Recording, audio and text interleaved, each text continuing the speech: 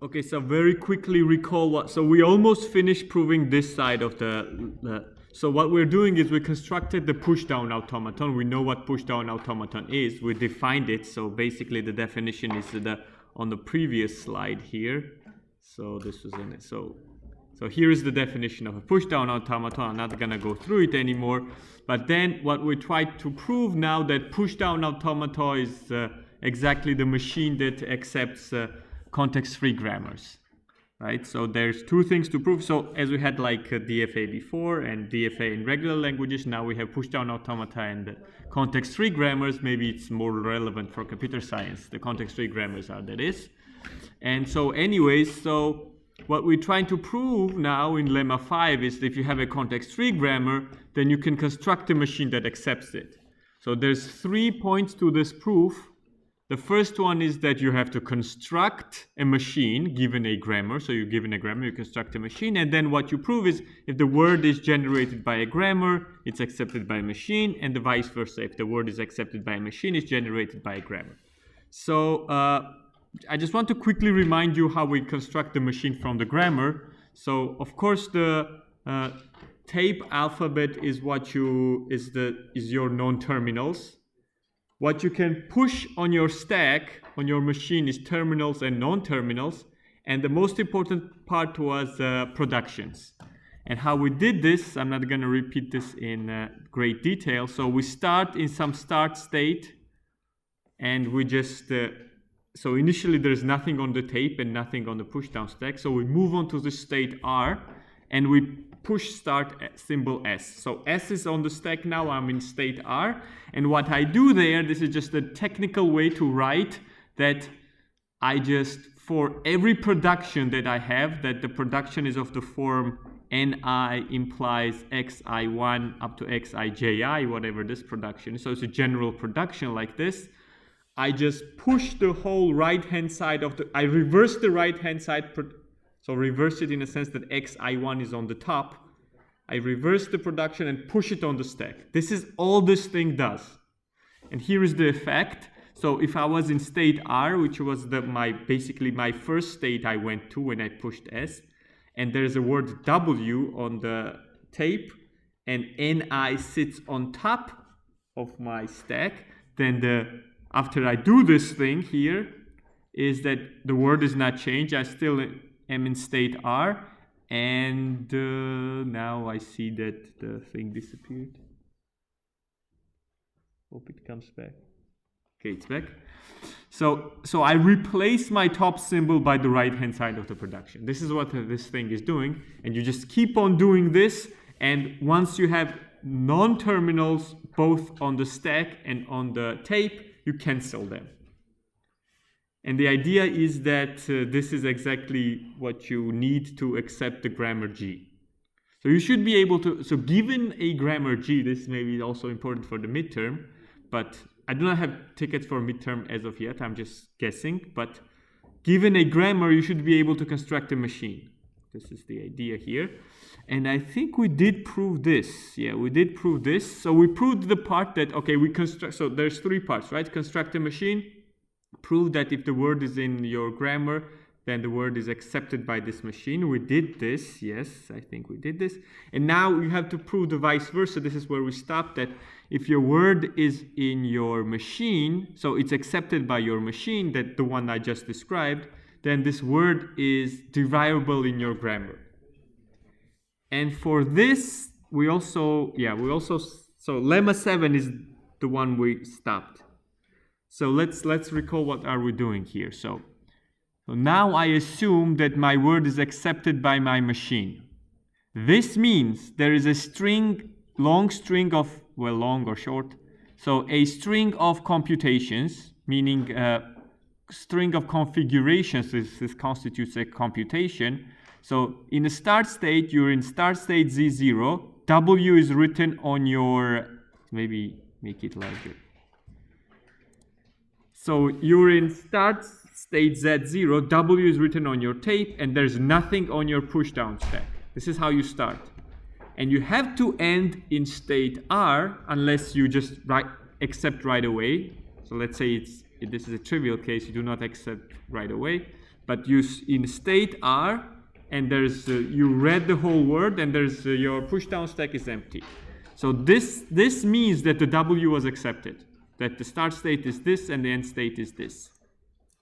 We gave this definition last time that now, given any configuration here in this computation, K0, K1, K2 up to Ks, so any configuration that looks like this, not every configuration looks like this, but some of them do look like that, meaning that you are in state R, M is left on your tape to read, so this is a part of W, and then P is on top of your stack. So P is just a symbol, non-terminal or terminal. So let's say you're in the middle of computation, you're in state R, M is written on the, M is left on your tape, and P is on top of your stack. And say you then continue to compute, and at some point you're back to state R, you read some of the letters, so this is mu prime now, so it's not mu anymore, I called it M, but mu. So you read some part of mu, and now you removed P. So P was on top, and you continue to computation, and now P is removed. So if I call this configuration K by NK, I will denote the first configuration where P is removed.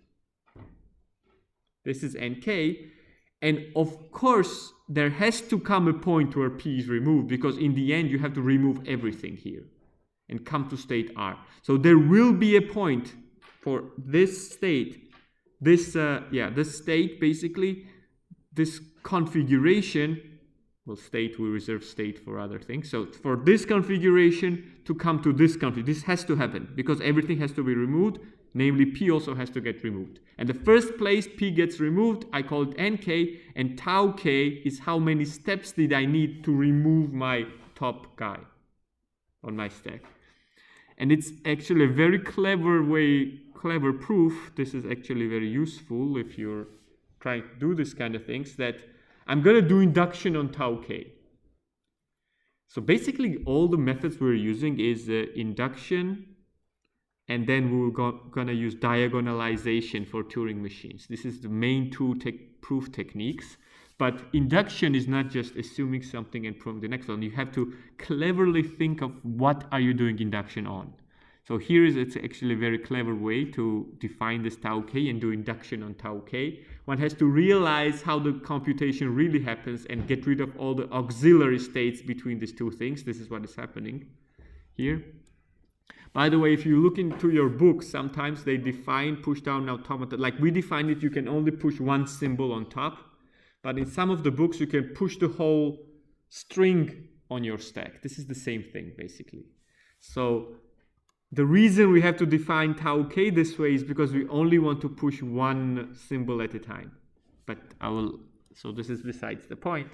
So lemma that we're trying to prove now, that if your state is like this, so not state, but your configuration, you're in state R, there's mu beta written on your, so mu is some string, beta is some string, so this is a concatenation of mu and beta written on your tape, and nu, or v, you can call it, let's call it nu as it is. So nu is sitting on top of your stack now, and it's followed by alpha, whatever, and let's say nk is that your nu is popped off.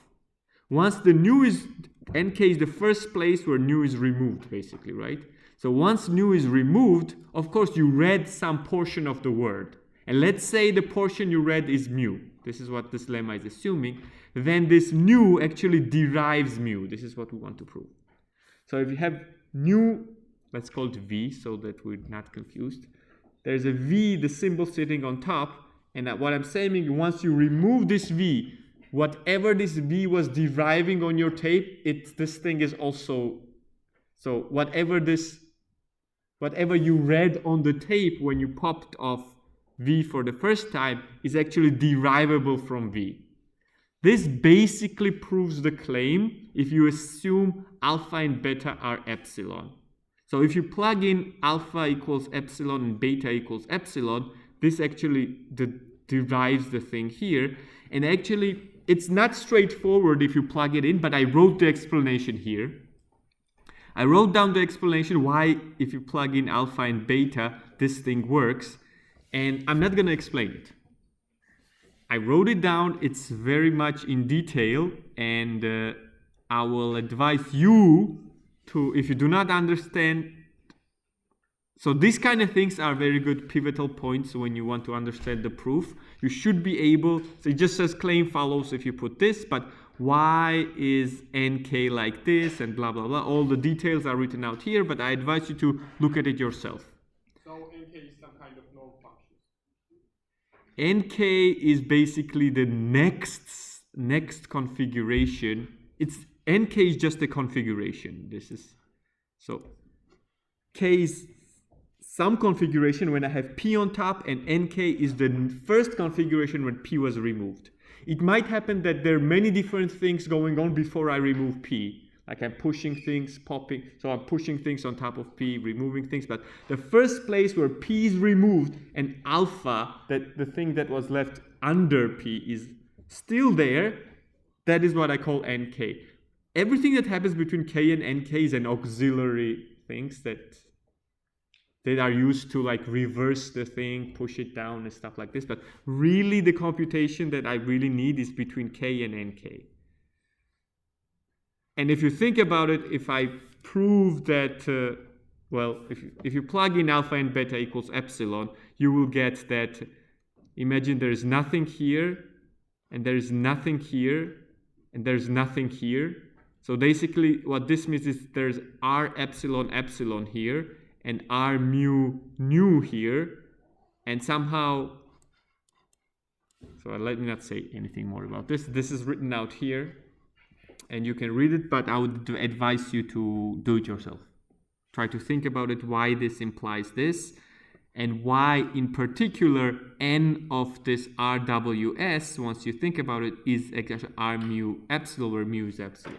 So it's not completely straightforward, but it's straightforward enough for you to think about it.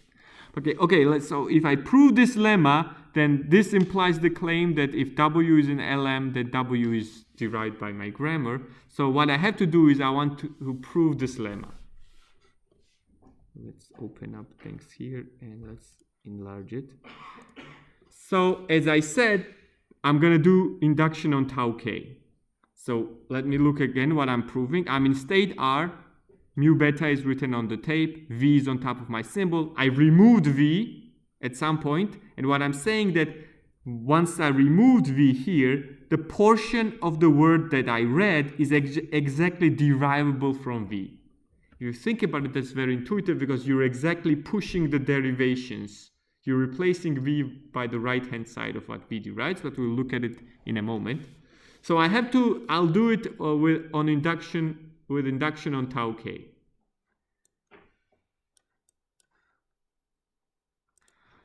But what does it mean that tau k is 1? Tau k is 1 means that you were in this configuration and the next configuration is this.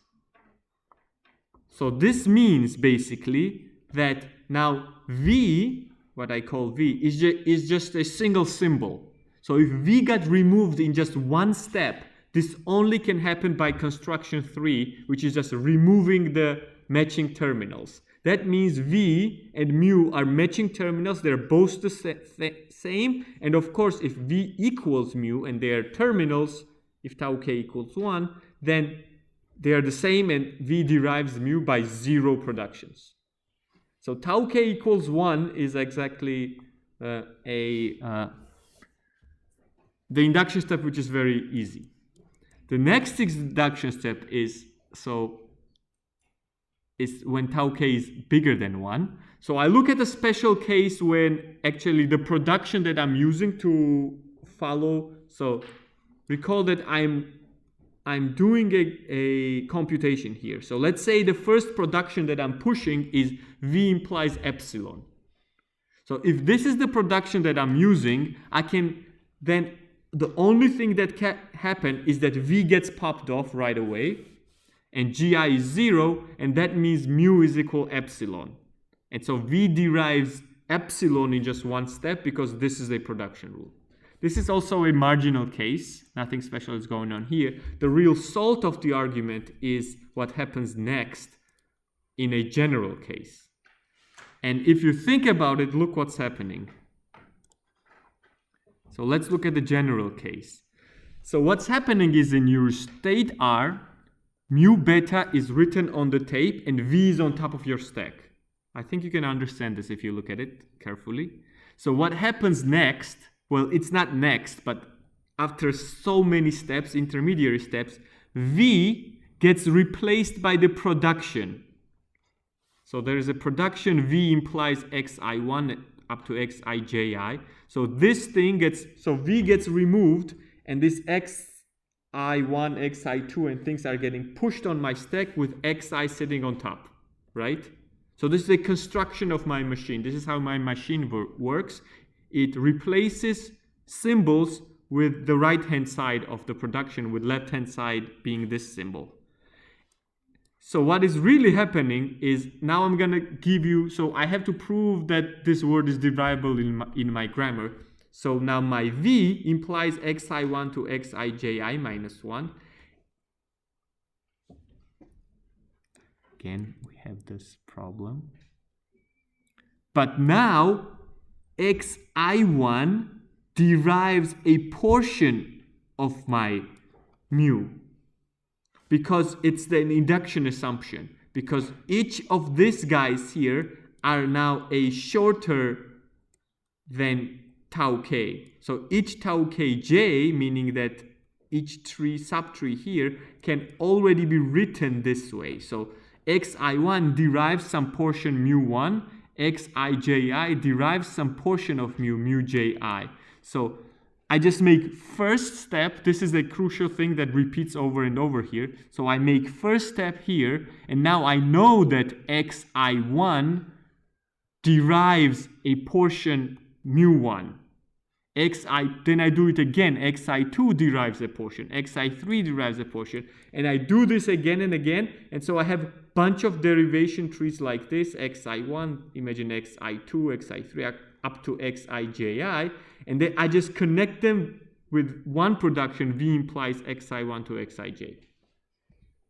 So this actually proves the claim that from here you can get to here. If from here if from here you can get to here, then the derivation tree exists from here to this complete thing, which is just mu.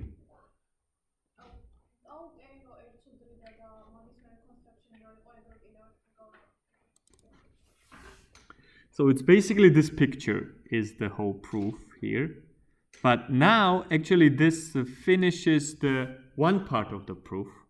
And actually it might be that even today we move on to the recursive functions because we're going fast. But anyways, so this is so the part one was reasonably straightforward construction, which was constructing a pushdown machine. And then it was a clever induction hypothesis, and then just bookkeeping. This is what we did. But now we move on to the computing with grammars part. So this is now a different page, but of the same story. So now I reverse the question. So recall what we did before.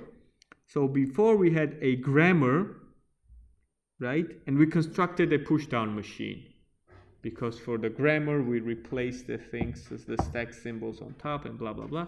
But now I start with the machine and I will construct a grammar which exactly produces the same word, derives the same words as this machine accepts.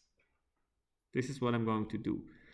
This is even more, okay, let's see. Again, it has 3 steps. First, I have to construct a grammar before I construct the machine. Now I construct a grammar, and then I do the same game. If x is derived in my grammar, it's accepted by my machine. If x is accepted by my machine, then it is derived by my grammar. This is what I'm trying to prove. For this, let me actually get my pen also. First, I introduce this notation here. So my n is non-terminal, and ln is all the strings that are derivable from my non-terminal. So by this definition, L of G is just L of S. So what is L of G? So these are the words that are derivable in my grammar. This means these are the words that are derivable from the start symbol. But I can do it for any non-terminal. L of n, I derive all words that are derivable from my non. That if you start with this non-terminal, you can derive these words. This is L of n, right? So this is just a shorthand notation, and now I'm giving you a grammar now. Try to pay attention. So you give me a machine, a pushdown automaton. It has states, it has, what it does it have? It has states, it has the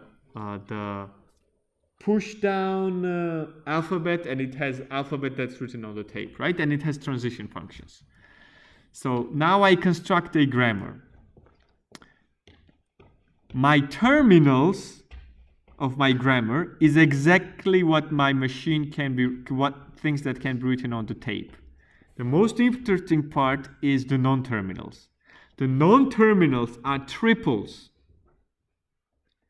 So the non-terminals are triples QAP. So what are these QAP? Such that Q and P are states of my machine, and A is a stack symbol. It can also be epsilon. Plus the start state is also my non-terminal. So some S, which I will call my non-terminal. And my start symbol will be S. So my non-terminals, let's just write, will consist of things like, let's write them this way. So it will consist of, let's say, Z17, maybe 0, Z14, and so on. Maybe there's one S here as well, and all other triples, well, like this. So it consists of two states and things that can be written on the stack. So these are my non-terminals. So why do I do it this way? My intention is the following, that the words that are derivable from this non-terminal QAP should exactly be, I don't know this yet, I want to prove this, that this should exactly be words such that when you start in, let me get my laser point. So when you start in state Q and you're reading the word W, once you read the whole word W, you empty your stack and you're in state P. This is what QAP really denotes. These are all words that when you start in Q, so this is written here, symbol QAP should generate all words W such that M, your machine started in state Q with input W, and stack A consumes the input, empties the stack, and ends in state P. This is what I want, and this will actually prove me everything, but this is how I design my grammar now. And this is how so this is my productions of my, so we know what the non-terminals are, we know what terminals are, and we know the start state. So I have to give you the most important part, which is the productions. So what are my productions? So first production is that for all accepting states, I have a production S derived Z0 epsilon F. So imagine what this says. So I have this thing here, right? So I have this S derives Z0 epsilon F. What this means is that if this is correct, I want this to be correct, then L of S, which is exactly L of G, by the way, would be from S, I go to this state here, so this will be the same as L Z0 epsilon F, and by this definition, it would say that this will consist of all words, such that when I start in state Z0, I'm reading the word, and then there is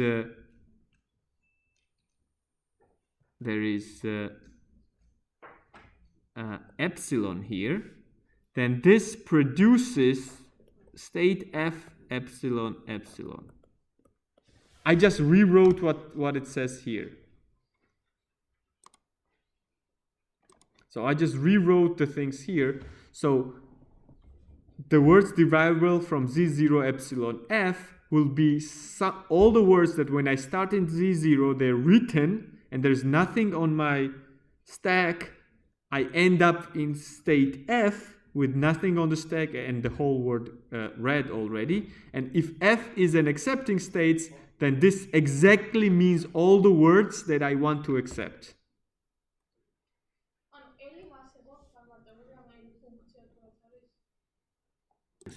So since there is a question, let's record it. So let's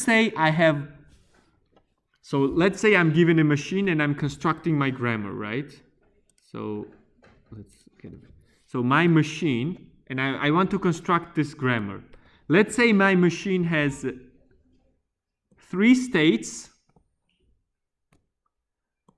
number of pushdown symbols, gamma is, let's say, 4. Then how many non-terminals will my grammar have?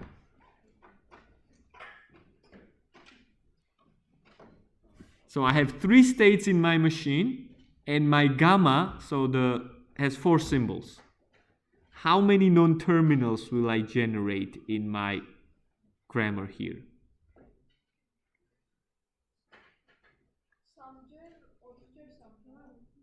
თითქმის. იმიტომ ხო, კიდევ თავ ეფსილონის და s უმატებ და ხო. So in totality this will be 3.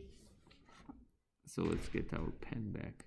So this will be 3 times 5 times 3, because there's 3 states, and then gamma has 4 symbols plus the epsilon, that is 5. So 3 times 3 is 9, 9 times, so 15 times 3 is 45, so plus 1, because there's state S that you want, so this S, so there will be 46 non-terminals. So if you have 3 states and 4 symbols, there will be 46 non-terminals. You can see that your grammar has much more non-terminals than things, because for every triple you're supposed to create a non-terminal.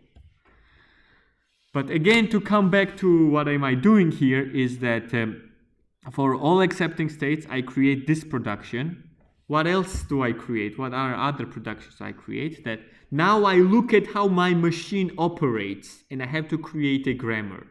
So if my machine is in state Q, it reads letter U, and there's A on pushdown stack. So let's say A sits on my stack. I'm reading U, I'm in state Q, and let's say my machine is able to go to state R and push A. So once you give me a machine, I know exactly what this consists of, so I have to look at all possibilities and give you a production. So let's say this is a possibility that from Q I can go to R by pushing A.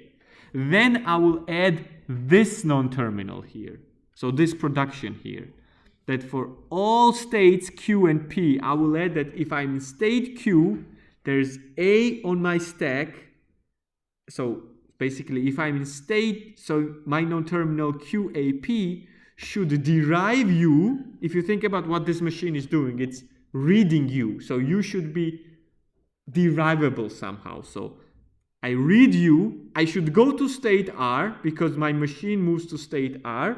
And now it also pushed A, so I'm looking at A on top of my stack now. But I don't know what intermediate states I go to, so I might go to state Q1, Q2, whatever the state is, I should be able to go there. And from that state, I know that under A, small a, big A is left. So in that state and big A on top, I should be able to go to state P. Right? So this gets me from Q to P when reading A.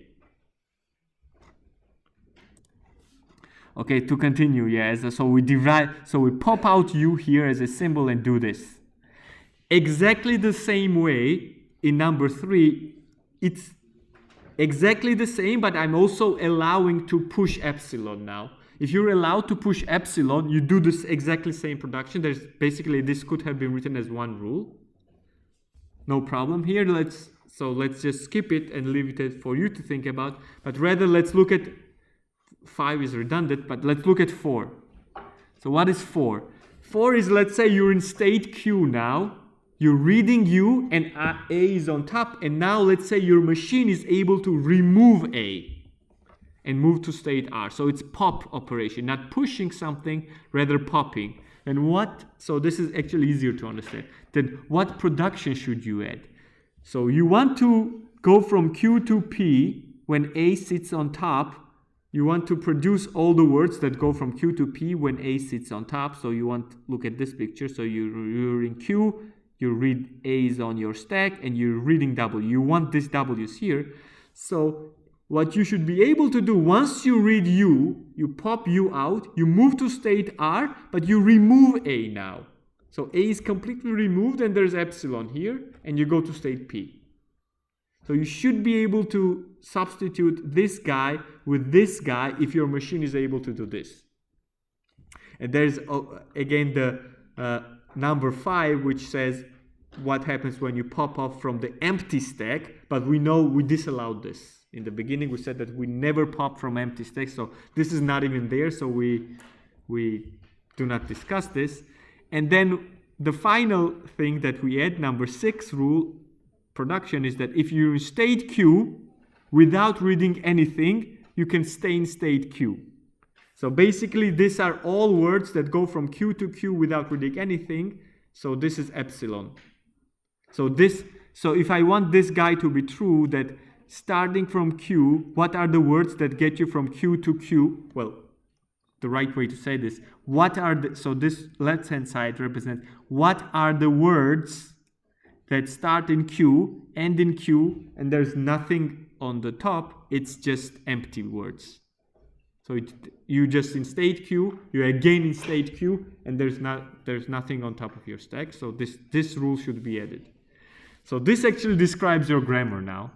So if I give you a machine, looking by how your delta on your machine works, you actually generate this grammar.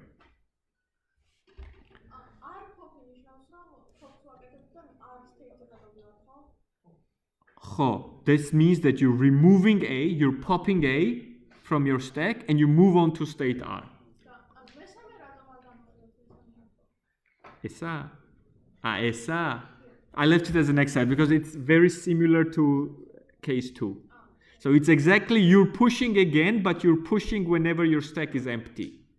So it's basically the same production as here. You should add the same production, but think about it. But the popping, as you said, you're removing A here, so you basically should be able. So what I'm trying to do, I'm trying to mimic. So what we're trying to do is you have the same information written in terms of a machine, and I'm mimicking it in terms of a grammar. I did it the other way around before, but I did this way around now. So all the moves that your machine can make, I'm adding the corresponding productions. As I say, this is not something deep, rather it is technical, right? So we will move on to deeper things in the next lecture. Well, so these things is technical, but not deep. But some things are very non-technical, but deep. So now we actually I want to prove that this actually worked. I want to prove that this thing works, and this directly implies the lemma. I'll show you in a minute why, but I want to prove that this thing works, meaning that if my string is derivable from this non-terminal in my grammar, then my machine actually, when reading this string with A on top, pops off A, reads X, and moves to state P. So exactly, I'm proving one side of this. So I'm proving, let me get my pen. So I want to prove the equality, so I'm proving this now. And then I will prove this, so this is the first thing I'm proving, then I prove this. So meaning that if it's derivable like this, then it's machine does what I want. So if you start at Q, X, A, whatever. And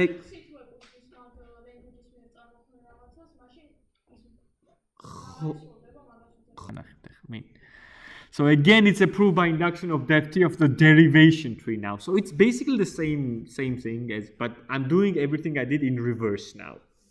So what I'm proving is now I know that X is in this language, it's derived from this non-terminal. That means that if I write this non-terminal QAP, there is a derivation tree of depth some T that derives X.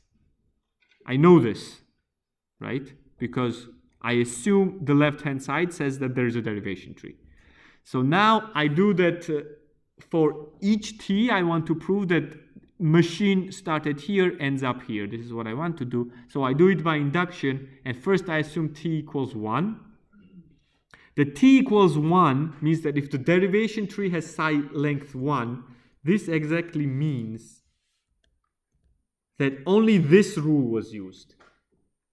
No other rule can derive anything in step 1. The only rule that can derive anything in step 1 is rule 6.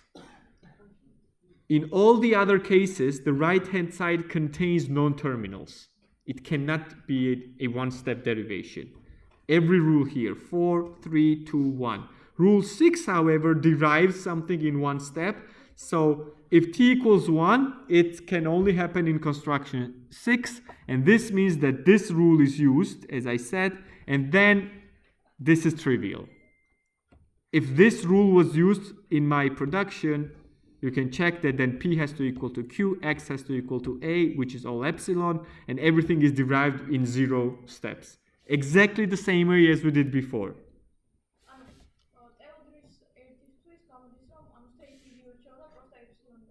One more minute. So this T equals 1 is taken care of, and same exact way as we did before.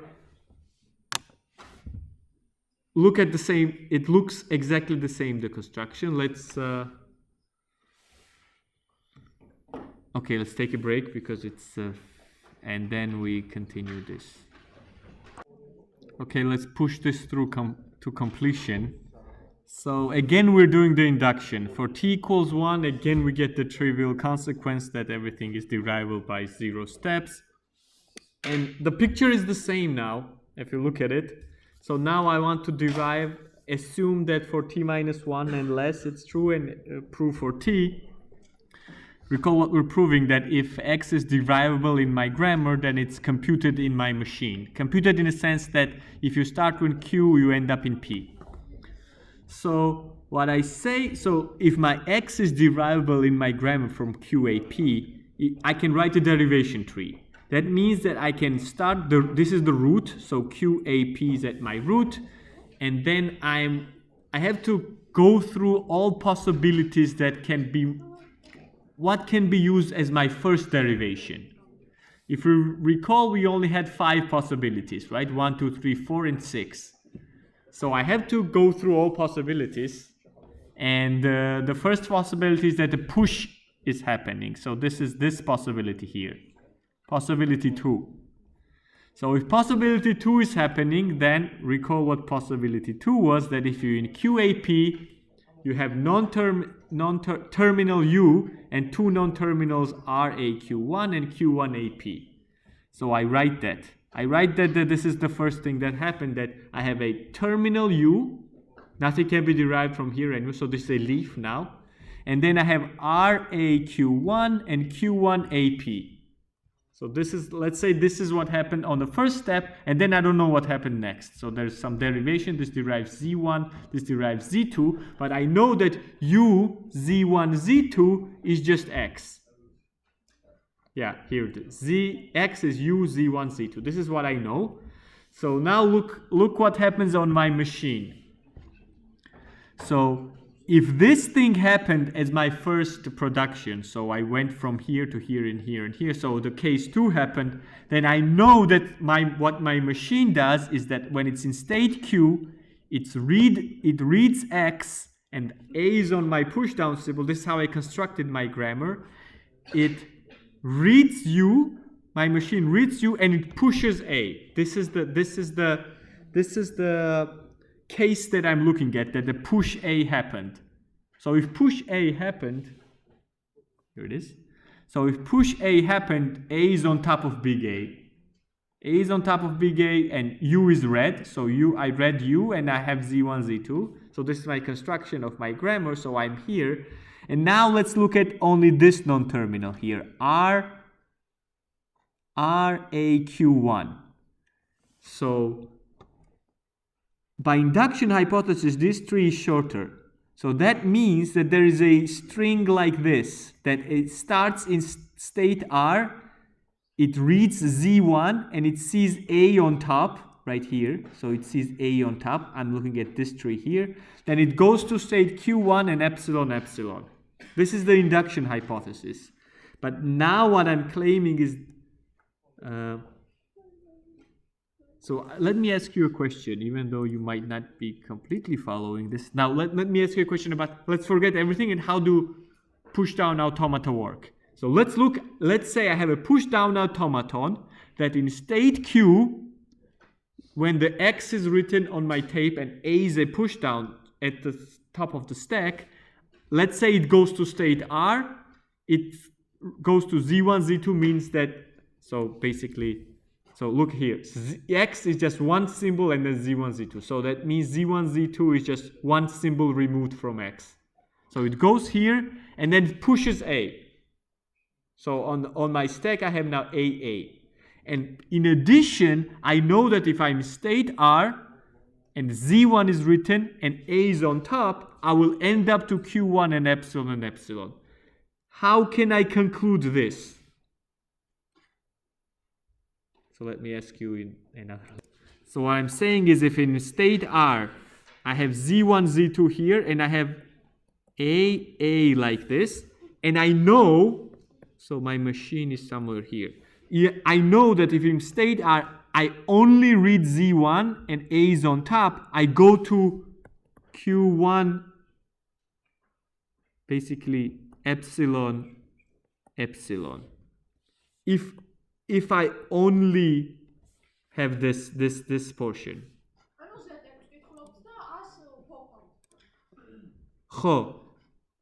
Exactly.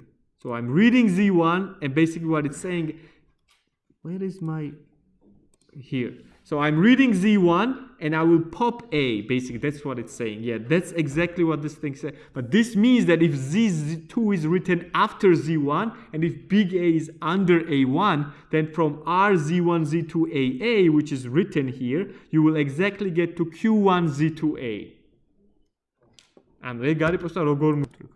So this is basically what's saying that this is how push-down automata works. This is basically a definition. And now I can use the induction hypothesis that this tree is shorter. That means from Q1 Z2A, I can get to P epsilon. So I'm basically doing the same thing over and over again. Not to be very confusing.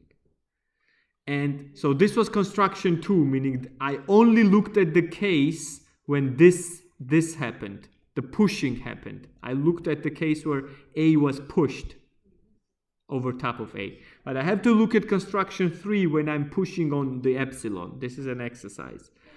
Also, I have to look at construction 4 when I'm popping things. Then the tree will look like this. So basically, again, I will start in state Q, I will read X and A, but now instead of pushing small a, I will remove A completely. I will go to state R, Z1, epsilon, and this is again a construction of my grammar. This is how I constructed my grammar. And then by induction hypothesis, now on this tree, I will go to P epsilon. So construction 5 is no longer there because we bend it. And then this actually proves the claim. And now let's say I have this lemma. Why does this imply that if I start with something generated by my grammar, my machine also accepts it? Because what I want to do is basically I wrote this last time already, not last time, but 15 minutes ago. So basically you start with ls, this is your LG. But your S now generates this guy. What was it? So let's recall the first rule that we had. Z0 epsilon F. So you get Z0 epsilon F. And Z0 epsilon, the words generated from here, meaning the things that are generated from Z0 epsilon F, this non-terminal, are exactly the words that start. Let's look at the lemma we proved. This means these are exactly the words that starts with Z0, so those words X's. So this will be those X's that start, well, this is a horrible notation. that start, when you start your machine in Z0X epsilon, they end up exactly in F epsilon epsilon. I wrote this last time also, 15 minutes ago, but this is exactly this by definition. And if F is your accepting state, this means that your X was accepted by your machine. So this lemma actually implies the claim that if your word is generated by your grammar, it's also accepted by your machine. And there is just one more thing left and we're finished. The one more thing left is, so we constructed our grammar. We proved that if the word is generated by your grammar, it's accepted by your machine. And now I prove that if your word is accepted by your machine, it's generated by the grammar. And this amounts to proving the inclusion this way. That if it's accepted by your machine this way, then it's generated by your grammar. And here is the lemma, that for all words, right, the string that your machine can accept, and all symbols A, your pushdown symbols, for each P and Q, state holds that if you start in state Q with X on the tape and A on your pushdown symbol, if after T steps you're in state P, with the word is completely read and there's nothing on the pushdown stack, then your non-terminal QAP generates this word. And how does this lemma imply this claim here, that X is in LM, then X is in LG, that you take Q equals Z0, A equals epsilon, P equals F. So everything is, the story is always the same, and then you just write this, that from start state you go here, I wrote this in the previous slide, and then from here you go to X. So it's always the same, basically. Well, similar. Again, we assume T equals 0. The only possibility again is construction 6, which is this, just this one step thing that is happening, and then Q and P are equal, X is epsilon, A is epsilon. So this is exactly the same, similar. And again, we have to go with construction. So all the cases of construction, when we prove we go through with induction. And again, we start with what happens if the push happened. So A is now your stack symbol, and the push happened. That means you state Q, you're reading the word X, A is on top of your symbol. That means that first you moved to some state R, you read one letter from your X, so X is UZ, so the Z is left, and A got pushed to A, and then after some T minus 1 step, you went to P epsilon epsilon. This is what this means. So I'm using this here, but I'm assuming that the first step was push. I have to do all possibilities. Push, pop, blah, blah, blah. But let's first look at push. Again, if the push happened, then this was my first step. A got pushed, and then I ended up at P epsilon epsilon. I want to prove that QAP derives X now. So then this means that if the product, so our push was here, delta Q UI, this is what it means that this thing happened. Or maybe our push was ignoring the stack. This is also a possibility. In both cases, by assumption 2 and or 3, I have this production. If this happens or this happens, this is the only way this can happen here, then I have this production. So it's case 2 and case 3. If I have this production, I can draw this tree. So basically, I start here and I have this production that produces RAQ1. This is what? So whatever the letter is, so it should be Q1, yeah. RAQ1, Q1AP. So this production is happening, and so basically this production I have for each possible Q1, and only caveat here is that you have to determine which of the productions you're basically using for your computation somehow. This is the only, if you think about what is the difference between a computation on your machine and all the possible productions, is like you have many productions, but there's like one computation that succeeds. Somehow this is what is happening here basically. So you're supposed to determine Q1, so which production should be applied here. And what you do is, as we did before, is you choose T1 as the first T when A gets removed. So where is it? So here, the A got pushed, right? So in the end, everything got removed. That means at some point, A also got removed. So recall how the philosophy went with tau k. It's here also. The T1 is the number of steps where you pushed A and then removed A after T steps. And then, of course, there's, again, T2 many steps after everything gets removed. Such that...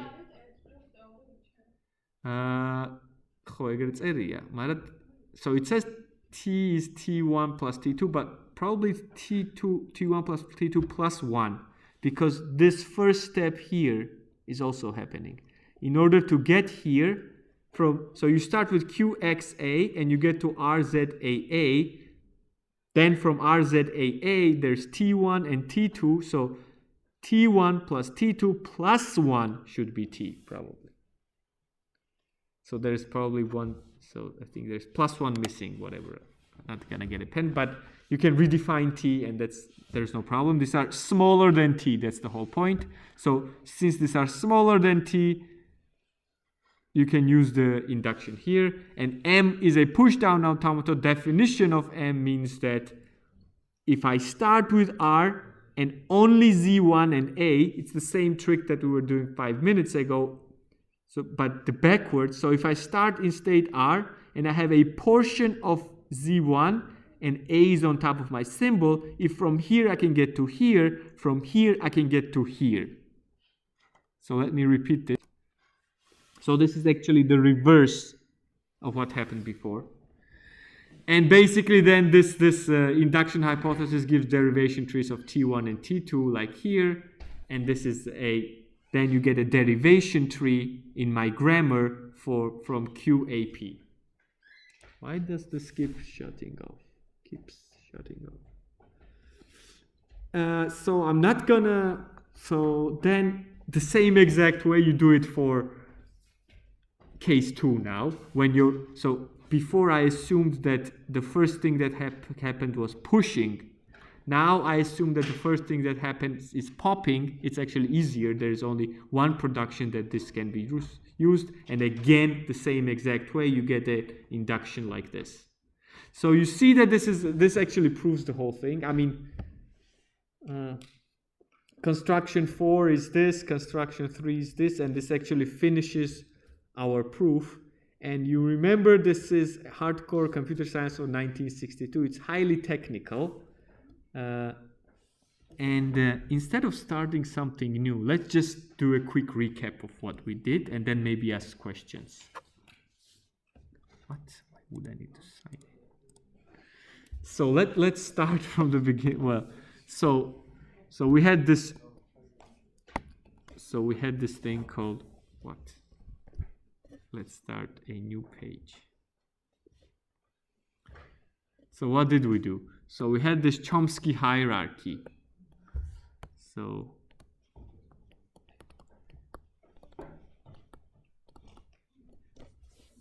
this is what we did from the beginning of this course, basically.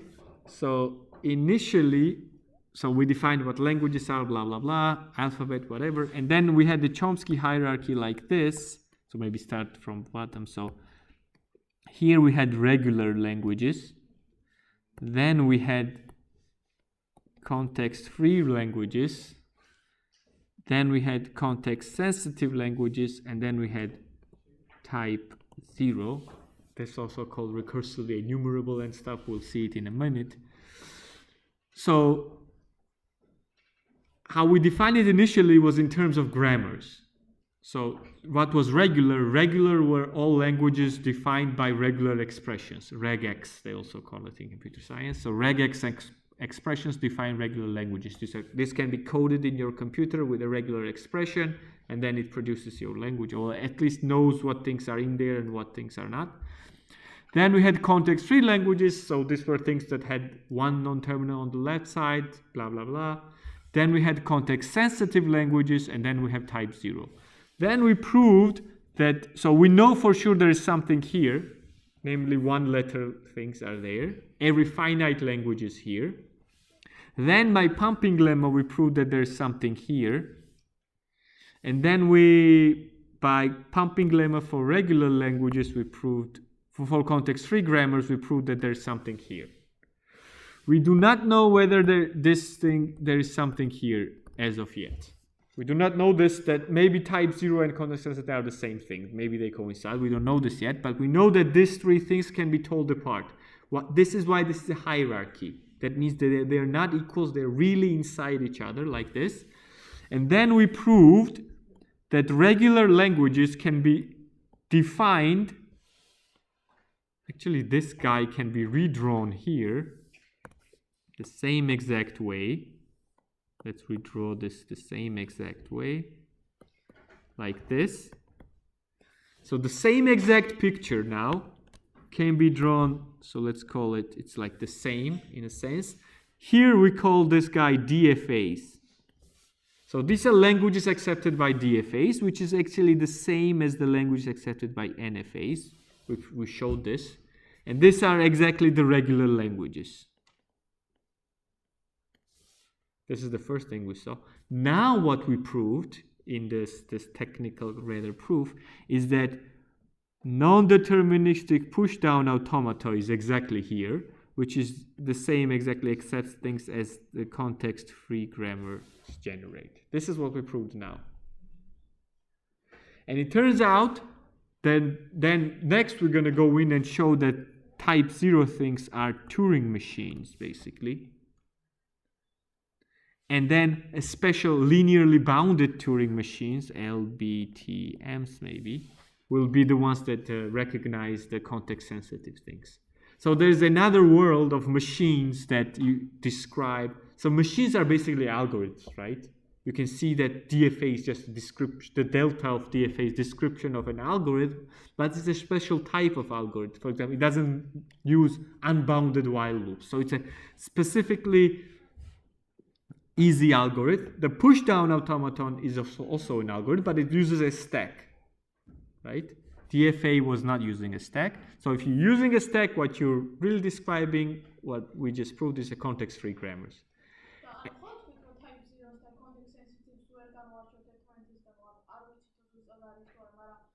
ჩვენ არ ვიცით აქ ვნახავთ რომ არის ხო ამ ჯერ არ ვიცით because we gave examples of this, guys. What was this, for example? The red dot was maybe, so let's fix our alphabet. So let's take it 1 and 0 for simplicity. So the red dot is maybe this language. I know it's regular. It's just 0. What is this guy here? The language which is not regular but is context-free. This was this guy with pumping lemma. Well, AB is now 0 and 1. It's this language, AN, so N is natural numbers. So it was this language. Then we saw something here. This was the triples. 0, N, 1, N. Oh, I need the third guy, right?